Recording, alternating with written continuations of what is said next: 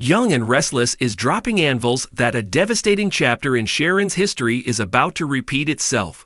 Hit the subscribe button and give this video a thumbs up. At first, viewers weren't sure where Sharon's latest storyline was going. Fans began to wonder if they were in for another round of bipolar kleptomania or a revival of the Sharon/Nick/Phyllis love triangle. But as the plot's angle comes into sharper focus, it's clear that we may be headed for a repeat of history, but a much more devastating do-over than we ever imagined. It all started with some off behavior on Sharon's part, as she conversed with the likes of Adam and Chelsea in the coffee house. Then it was revealed, through a chat with Nick, that her doctors had changed up her bipolar meds. Sharon began to zone out a lot, and seems to have become fixated on memories surrounding Cassie and her death. During an exchange with Daniel, who was the drunk individual Cassie was attempting to drive home from a party when she crashed the car, Sharon again displayed unexpected behavior and flashed back to screaming accusations at the young man after the incident, before she knew he wasn't the one driving the car. Next, something even stranger caught our attention. The writers penned an unlikely friendship between college-aged Faith and young teen, Lucy Romalotti, Sharon's daughter and Daniel's daughter. We took that as a sure sign of where things were headed, but the anvils kept coming. During Faith and Lucy's first sit-down, the teen asked about college parties and mentioned drinking specifically. Faith explained that she doesn't drink, having been there, done that, and ended up in the hospital receiving Uncle Adam's kidney after drowning her sorrows during a bout of bullying and wrapping one of the ranch's trucks around a tree.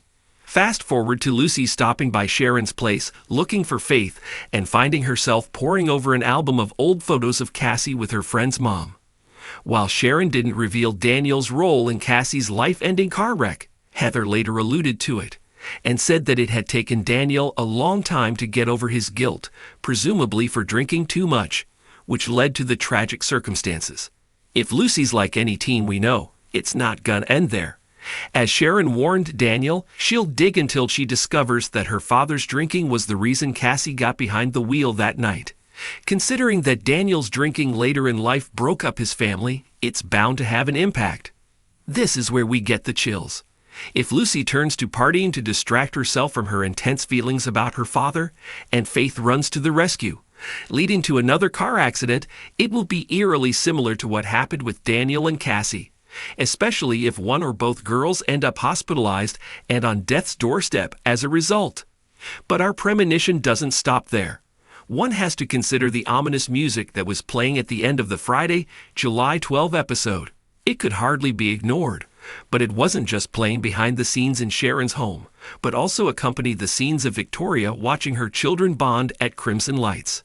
Might we be headed for a multi-family tragedy that not only involves Sharon and Daniel's girls, but also one of Victoria's children? Any way you slice it, Young and Restless is dropping anvils that doom and gloom, and plenty of tears are ahead.